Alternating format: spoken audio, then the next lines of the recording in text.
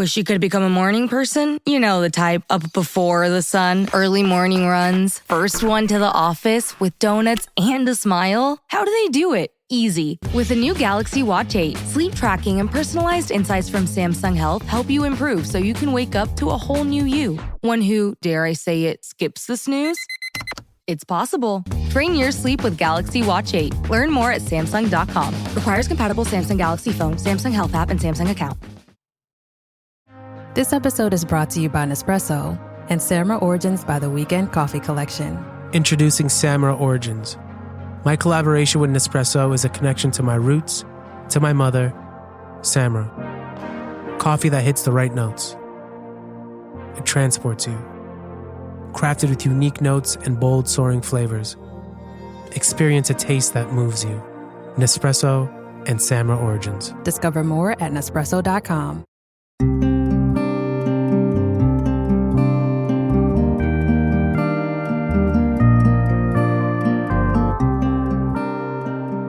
This is Fortune's Wheel, a podcast history of the late Middle Ages, and I'm Jonathan.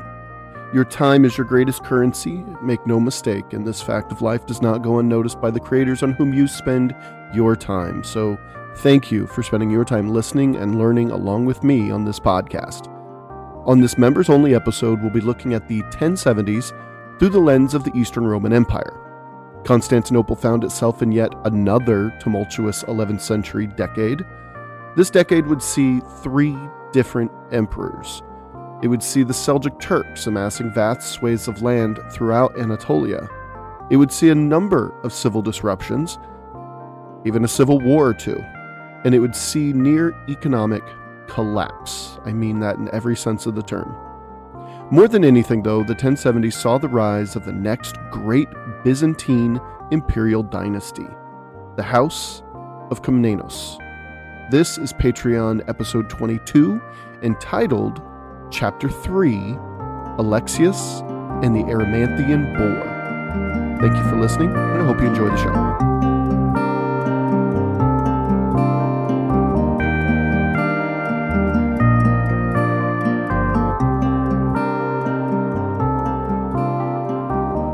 Heracles, more commonly known in the West by his Latinized name, Hercules, was a demigod deeply ingrained in the Greek mythos. He represented the lowest and the highest point a man could find himself, and his story is the paradigm we still use today to give hope to the hopeless, courage to the cowardly, and faith to the faithless. Heracles' story reminds us that there is a way out of truly, truly horrible situations, but it will take a massive amount of work to do so. One could say that the way out of truly horrible situations is through Herculean efforts. Our very language connects us to our past, to all those who lived before us and learned these lessons before we were ever even thought of. See, driven to madness by the goddess Hera, wife of the all-powerful Zeus, Heracles woke up from his dazed fury to find that unbeknownst to him in the moment, he had murdered his wife and young son. The blood was on his hands, and he wept upon realizing what he had unwittingly done, what he had allowed to happen. Heracles murdered his family, the core of his very being, in much the same way that the Eastern Roman elite had done to Constantinople's empire. They had allowed decades of feckless and irresponsible emperors and empresses to lead the empire. They had allowed the military to be depleted down to mere hundreds of native soldiers within the walls of their illustrious capital. They had allowed the treasury to become empty, quite literally, and they allowed their borders to become non-existent. Whether they are aware of it or not, greed had clouded their judgment. They were entrusted by the people, having risen to such ranks over generations, to shepherd the empire into new and better ages of prosperity and security. But the elite, in a decades-long fit of hysteria, let the entire enterprise crumble. But the story of Heracles reminds us across the millennia that is, again, as bad as things may get, it's only the end if you accept that it's the end. Can we see where this is going? Anna Komnene, in her book, The Alexiad, references her father's next quote-unquote labor. If we're not paying attention, we'll miss the whole lesson she's calling to mind here. When Heracles woke to find his family dead, and that he was the one responsible, he wept uncontrollably. But eventually he set himself upon the task of making amends and washing his spirit the best he could in one lifetime of the unforgivable crimes he'd committed. He was never expecting a full pardon. In fact, he probably didn't want that, as his guilt was and remained for the rest of his life unbearable. However, Heracles was devoting himself to deeds beyond a human's comprehension as a form of self-flagellation, a self-imposed Hades on earth, you could say. Alexios Komnenos, seeing the state of the empire he devoted his life to, assumed this heavy responsibility, a responsibility that has seen Roman after Roman for decades fail to live up to. The empire was in a dreadful state, to say the very least. Alexios would assume the dangers necessary to make a recovery, to cleanse itself of the recent decades of mismanagement and arrogance. He would take on, as I said, these Herculean labors, much like Heracles did when he embarked on his mythical 12 labors. Each of these 12 labors were rife with terror and deadly beyond measure. But Heracles undertook them nonetheless, because what did he have to lose? He'd already lost his way, his purpose, even his soul, you could say. The fight to regain even some of what's been lost must be undertaken with serious determination. He must burn the ships he came to these horrible shores on. There is no going back, there is only forward. And when there is no longer a home to return to, a place of comfort and safety, a place of pride, a place of love, then there is only a path forward.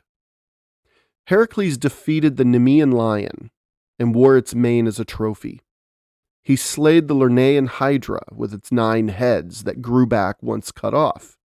He chased the sacred deer of the goddess Artemis, called the Golden Hind, for a year, and then captured it without injury. He neutralized the fierce Erymanthian Boar and captured it alive.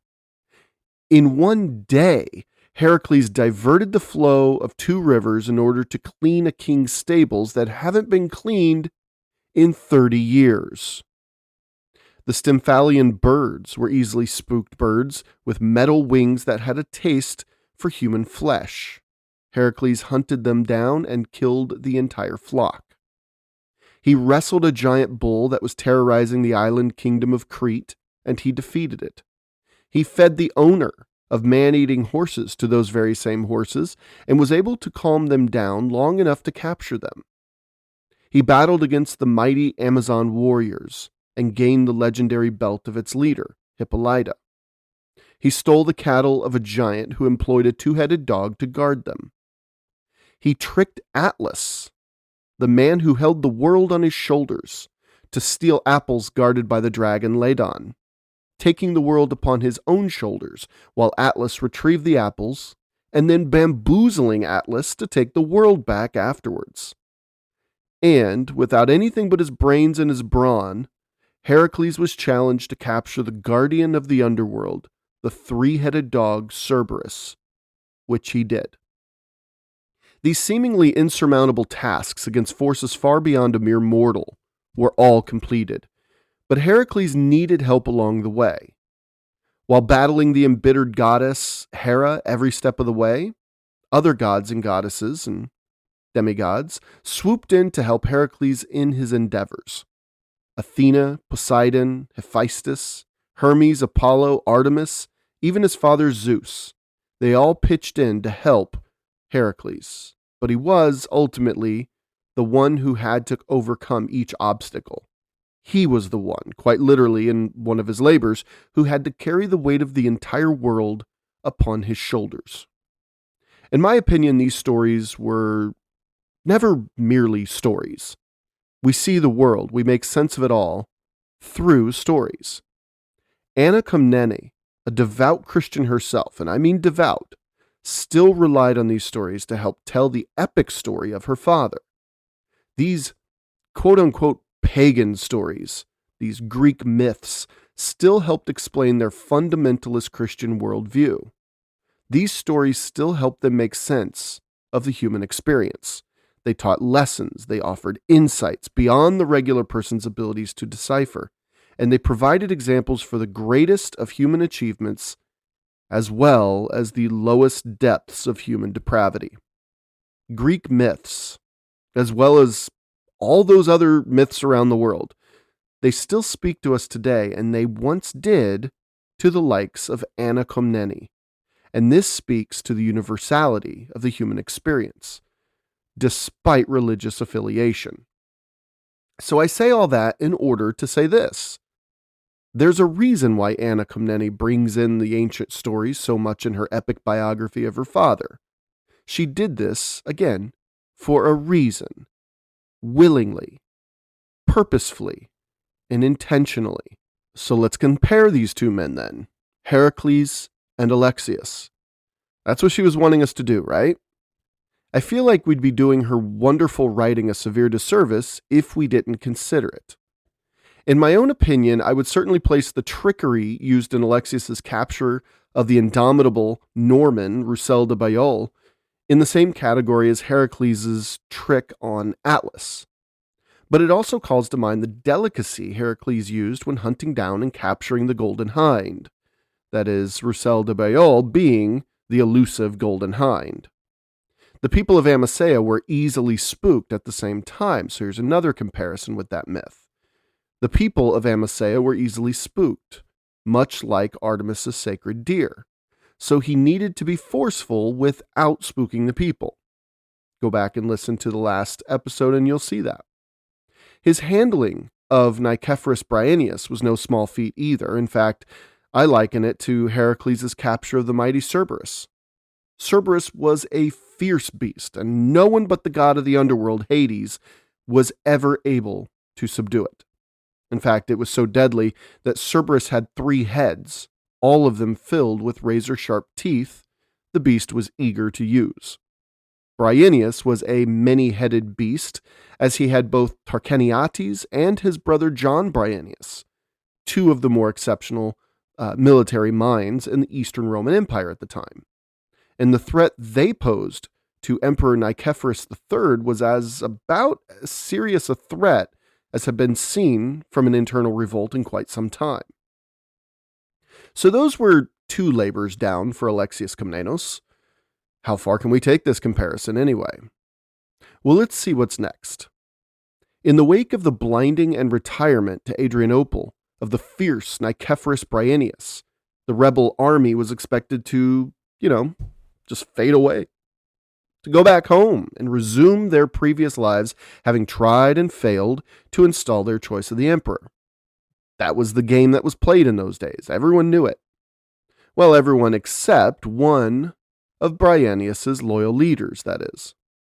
Anna Komnene tells us that when the army retreated back to Durazzo, way out west, across the Balkans on the Adriatic coast, one man rallied everyone once again. The man's name was Basilacius, and he still believed strongly that Nicephorus III Botaniates was not the solution to what had brought the empire so low. And he was as persuasive as he was fierce. Anna writes, quote, "There was a regal aura about this man Basilacius, and he certainly looked the part. With a voice like thunder, he could strike terror into a whole army, and his shout was enough to humble the boldest heart." End quote. Now, calling upon more of the Christian Byzantines' Greek inheritance, Anna recalls more figures with which to give us an idea of her father's heroic beginnings.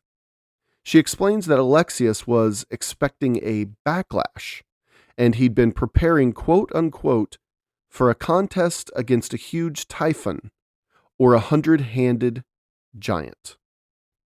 She doesn't just throw a Greek mythology reference at you and leave it. She's making a very clear case that her father, Alexios Komnenos, was on par with the heroes of old. Period. In fact, she then doubles down with the following, quote, "The dust of his previous endeavors had not yet been shaken off, his hands and sword not yet wiped clean of blood, when like a terrible lion he went forth with hopes to do battle with this long-tusked boar, Basilakios." End quote. Hey, it's Paris. You know I love sparkly things, right? Like stars. Duh. And thanks to Hilton and AutoCamp, I just slept under them. Picture me, serving looks by the fire outside my luxurious Airstream, making s'mores with the kids, while a national park is our backdrop.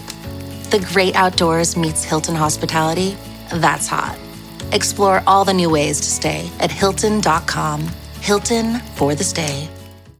Catch that? She compared Basilakios with a long-tusked boar, recalling us to Heracles' fourth labor when he wrestled the Erymanthian boar as it wreaked havoc across the land. Basilakios, like a wild boar, was solid and fast and fierce and truly, truly deadly. Like a boar, when Basilakios faced a direction and took his first step, he didn't stop until he hit something. He was a wrecking ball in our modern tongue. Near the frigid waters flowing down the mountain at a river called Bodarios, a river that defines one of the borders of Thessaloniki, Alexios showed up to take his place and set up a home base of sorts. Anna then actually gives us a little geology lesson when she explains how rivers flowing toward the sea have a tendency to split at points and return to the other down the way, only to do it again and again until it emptied its contents into the ocean. The closer it came to the shores, this Bodarios River, the closer it came to the shores, the more chaotic and fractured the river became, sometimes even creating islands between the different flows. The land became marshy all around and difficult to traverse the closer one approached the sea. This was where Alexios chose to stop, right there on an island in the middle of the marshy mouth of the Bodarios River. Now he ordered the entire army to rest that day. They were to sharpen their swords, feed their horses, pray to God for protection, and sleep. Anna writes, quote, "They were told that when evening came, they would have to be awake and ready for a surprise attack from the enemy." End quote. And here is where the wit and growing wisdom of young Alexios Komnenos shines through. At sundown, his army was armed to the teeth and on their horses and on their feet and ready to march at a moment's notice.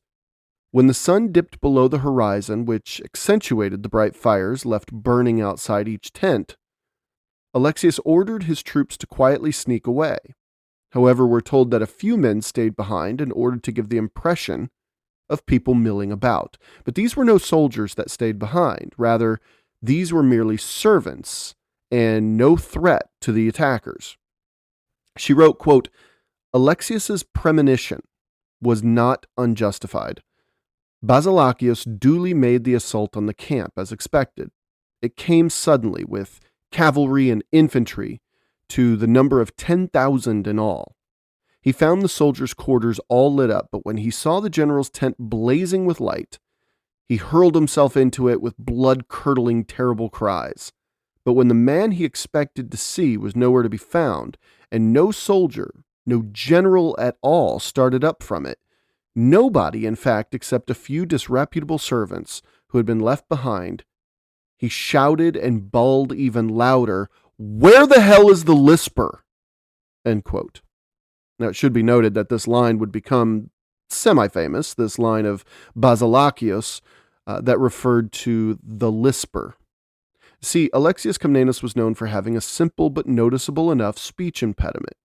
Described as a lisp in this quote and other various records, if the word is to be believed to be accurate, then it would seem that Alexios Komnenos struggled saying his S's and his Z's, which would have come across as the TH sound. However, even Anna herself declares that the word lisp as we know it did not accurately describe Alexios' speech issue. In fact, she explains the following, quote, That was the way of mocking the megas domesticus. For although my father, Alexios, was in other respects a fine speaker and natural orator, who surpassed all rivals in the setting out of proofs and arguments, yet in the matter of the R sound only, there was a slight stammer, and his tongue would lisp almost imperceptibly, and yet he pronounced all the other letters without hesitation. End quote.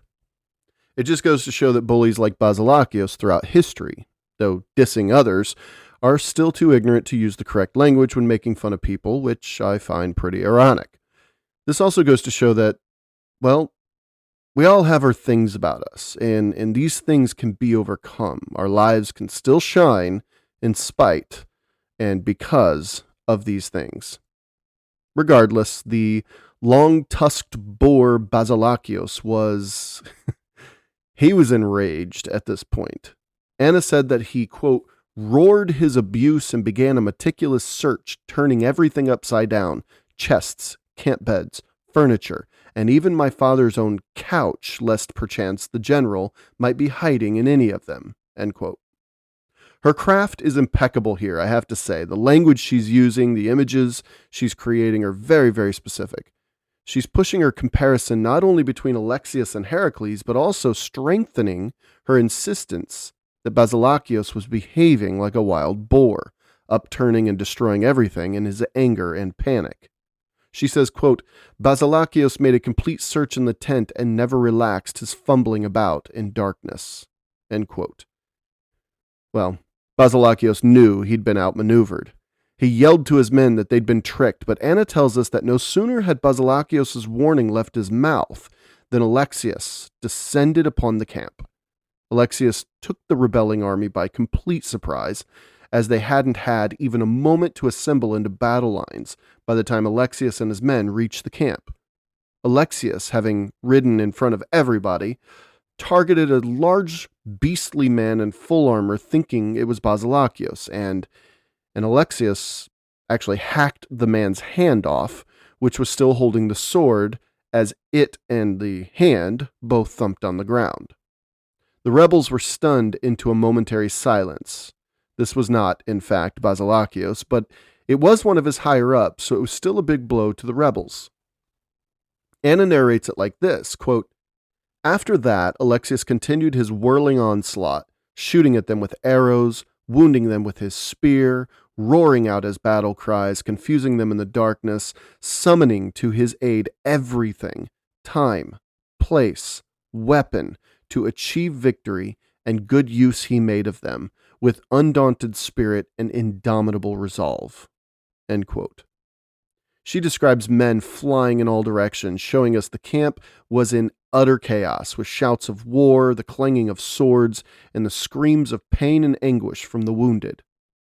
Many men showed great valor that night. A man named Goulis slammed his sword into Basilakios' helmet, but the sword shattered, actually. But Goulis fought on with nothing but the hilt that was still in his hand. There was a man named Peter Tornikios, a Macedonian, who killed many that night. But if it's not yet clear, this battle was fought by campfire, essentially. It was a very difficult challenge for all involved, and Anna tells us of one moment when Alexios almost became a victim of friendly fire. A Frenchman in his service slammed his spear into Alexios' chest plate, but the way Alexios was sitting on his saddle, he was able to absorb the hit so that the spear didn't pierce the armor. Alexios shouted warnings, but the spear had already hit him. Threatening to cut the man's head off, the man realized what he'd done and apologized profusely, saying he just couldn't make out everyone in the melee. We read about battles, but far too little do we actually try to understand what it must have been like to be a soldier in those battles. Small stories like this bring these battles to life, and Anna Komnene is a master at including them. But such is the reality of warfare. There's absolutely no guarantee of survival, and friendly fire is still deadly. Another small story brings the battle to life. Basilakios' brother, Manuel, was at the battle fighting as well, and this young man screamed at the top of a hill trying to rally the rebels to continue to fight, that this was Basilakios' day, not Alexios's. Alexios Komnenos had one of Nicephorus Bryennius's valued friends and soldiers in his lines at this time. This man's name was Basil Cortichios, and Basil Cortichios jumped on a horse and ordered it quickly up the hill, where the two men engaged each other, this Manuel and Basil. In Anna's words, Manuel drew his sword and at full gallop rushed at him furiously. Cortichios, instead of using his sword, snatched at the club suspended from his saddle cloth and hit him on the head with it, knocked him down from his horse, and dragged him back to my father, a prisoner, as if he were a part of the booty. End quote. Now at this, Basilakios ordered a full retreat. But that wasn't the end of it. Alexios ordered his men to follow the rebels. Basilakios and his men were let inside the walls of the city of Thessaloniki, which wasn't too far away, but the gates were quickly shut behind them. Setting up camp outside the walls, Alexios sent in word that Basilakios would be spared of any punishment should he simply surrender. At the end of the day, Alexios always offered plenty of pleas for peace before engaging further. But Basilakios flat out refused. But Thessalonians were terrified, actually, of Alexios Komnenos by this time, so they allowed Alexios in through the front door. From here, Basilakios retreated further inward, where he set up a defense in the center citadel of the city of Thessaloniki. But even there, the people delivered Basilakios to Alexios, and the rebellion was at last suppressed. In short, Alexios Komnenos delivered Basilakios to the emperor's men at the town of Klampina, where alongside a spring that would henceforth be known, even down to today, a spring would be known as the Spring of Basilakios.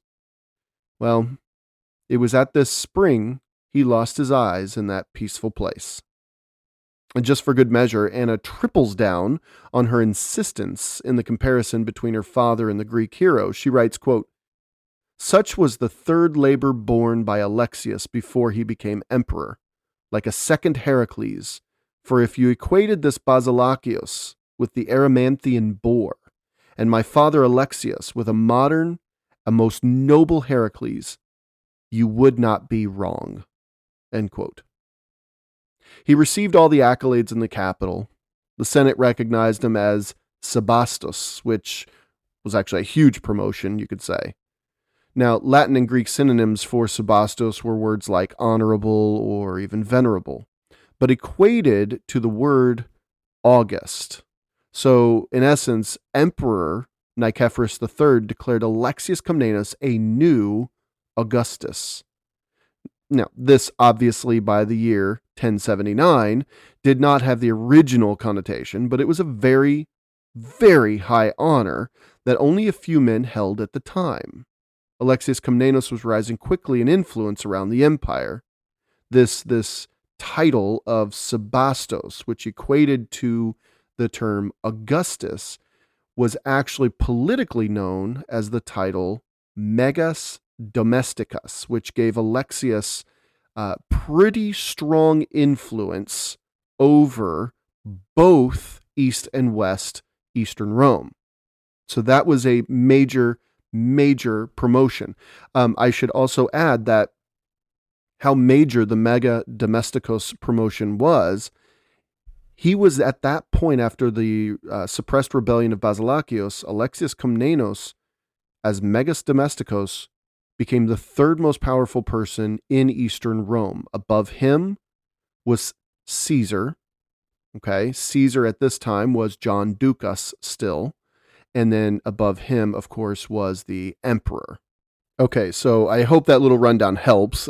Just kind of keep it all in line. You've got again, quickly, the emperor on top, then the Caesar, second in charge, so to speak, second in power, then the Megas Domesticus, and then below that person was the Domesticus of the East and the Domesticus of the West, sharing equal political power, just rulers of those regions. So I hope that helps.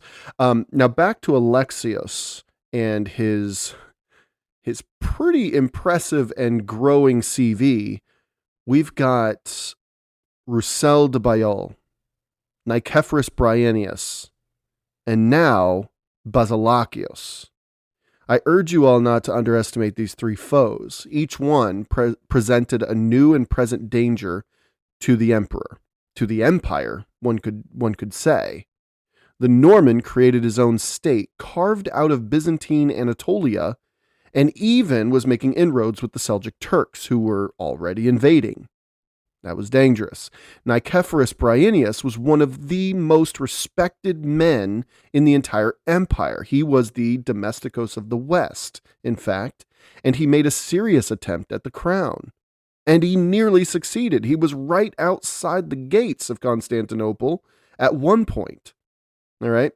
Basilakios, and the way he's described in Anna Komnene's account, likens him, for Star Wars fans, to Darth Maul. I mean, he acted like an animal, wild, but still very capable of terrible devastation.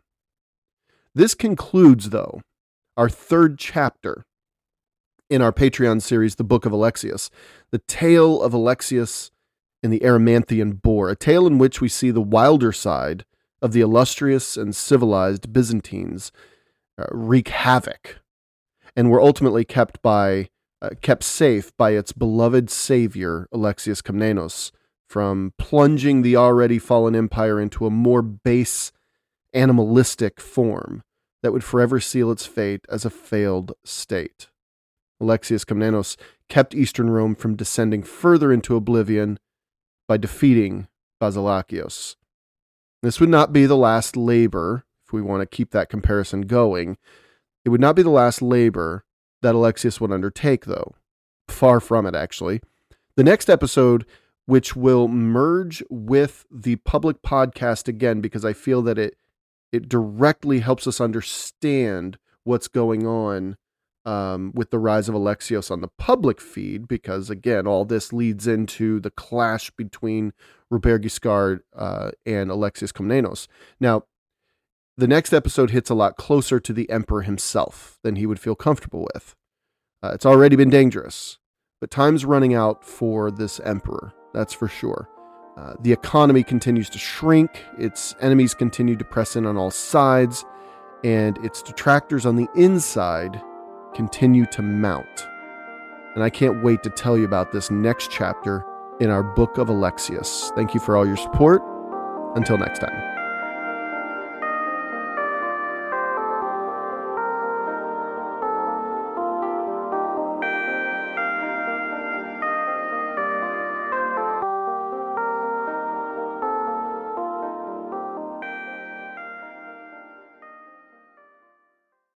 Starting a business can seem like a daunting task, unless you have a partner like Shopify.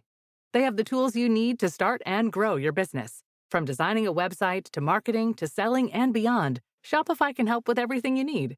There's a reason millions of companies like Mattel, Heinz, and Allbirds continue to trust and use them. With Shopify on your side, turn your big business idea into... Sign up for your $1 per month trial at shopify.com/special offer.